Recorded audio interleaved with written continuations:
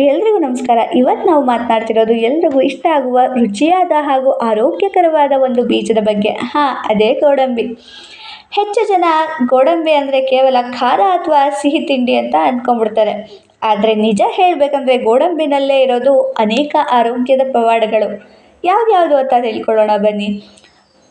ಮೆದುಳಿನ ಶಕ್ತಿ ಹೆಚ್ಚಿಸೋದಕ್ಕೆ ಗೋಡಂಬಿ ಅತ್ಯಂತ ಸಹಾಯಕಾರಿ. ಇದರಲ್ಲಿರೋ ಮೆಗ್ನೀಷಿಯಂ, ಜಿಂಕ್ ಹಾಗೂ ಐರನ್ ನಮ್ಮ ಮೆದುಳಿನ ಕಾರ್ಯಕ್ಷಮತೆಯನ್ನು ಹೆಚ್ಚಿಸುತ್ತೆ.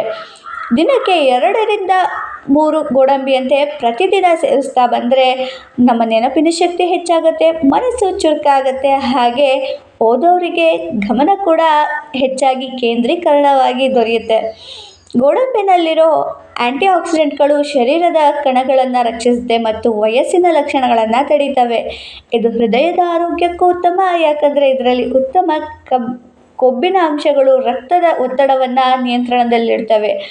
ಹಾಗಾದರೆ ಪ್ರತಿದಿನ ಬೆಳಗ್ಗೆ ಅಥವಾ ಸಂಜೆ ಸಮಯದಲ್ಲಿ ಕೇವಲ 2 ರಿಂದ 3 ಗೋಡಂಬಿ ತಿನ್ನುವ ಅಭ್ಯಾಸ ಮಾಡಿ.